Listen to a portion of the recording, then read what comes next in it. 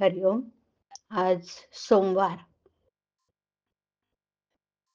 22 September 2025 घटस्थापना शके 1947.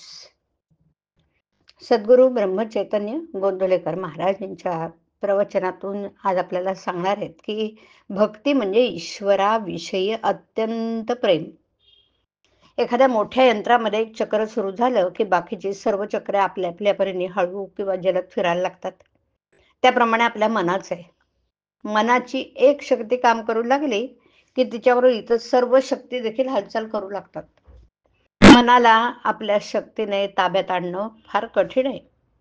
ते थोर माणसालाच जमण्यासारखं आहे. पारा समोर टाकला तर तो दिसतो, पण काठीने मारला तर तो मारला जात नाही. त्याचप्रमाणे मन आहे हे समजतं, पण ते आवरता येत नाही. म्हणूनच भगवंताला शरण जावं. आरशावर घाण पडली म्हणून साफ करण्याचा प्रसंग आला. अंतःकरणाची घाण पुसण्याचं काम हे साधनांनी होते. मिरच्या, मीठ इत्यादी पदार्थ एकत्र करून जसा सुंदर मसाला तयार करतात ना, त्याप्रमाणे भगवंताच्या प्राप्तीसाठी 3 गोष्टींचा मसाला पाहिजे. एक शुद्ध आचरण, शुद्ध अंतःकरण आणि भगवंताचं नामस्मरण. या त्या 3 गोष्टी. शुद्ध आचरण म्हणजे प्रामाणिकपणा, धार्मिक आचार नीतीचं वर्तन. शुद्ध अंतःकरण म्हणजे अभिमान नसणं, द्वेष मत्सर नसणं आणि सर्वजण सुखी असावेत अशी भगवंताची प्रार्थना करणं. भगवंताचं नामस्मरण म्हणजे भगवंताचा केव्हाही विसर न पडणे. नवऱ्याला देव आवडत नाही म्हणून बायकोने नामस्मरण सोडण्याचं कारण नाही. तिने नाम घेतलंय तर पत्नी धर्म सोडला असं होत नाही. मनात येणारे भलते सलते विचार हे नामाच्या प्रेमाला आडकाठी करतात. त्यांचा बंदोबस्त करण्याचा उपाय म्हणजे या विचारांना थाराच देऊ नये म्हणजे झालं. एक मोठा पोलीस अंमलदार चोर पकडण्यात हुशार होता.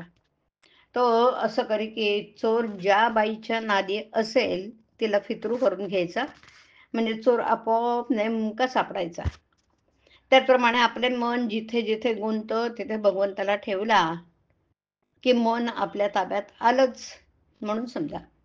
मनाचे संयमन करायला 2 उपाय आहेत. एक पातंजली योग आणि दुसरा भगवंताची भक्ती. पातंजली योग म्हणजे युक्ताहार विहार, नियमितपणे राहणे, इंद्रियांचा निरोध करणे. भगवंताची भक्ती म्हणजे ईश्वराविषयी अत्यंत प्रेम. या प्रेमाची साधनं कोणती तर भगवंताचं नामस्मरण आणि त्याचं कथा कीर्तन, माधू समागम आणि त्यातल्या त्यात सद्गुरूची कृपा ही होय. भगवंताच्या स्मरणाशिवाय जी कर्म होतात ती वाईट कर्मे होत.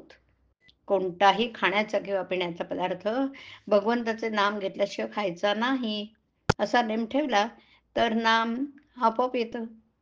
कोणत्याही परिस्थितीत आपण नामस्मरण वाचून ढळूच नये. जो नामात प्रपंच करेल त्याचा अभिमान नष्ट होऊन त्याला सुखासमाधानाचा लाभ झाल्यापासून राहणार नाही. अनावर मनाला नामाचं ओंडकं बांधावं म्हणजे भगवंताचं प्रेम येतं. हरिओम. हरिओम तत्सत. हरिओम.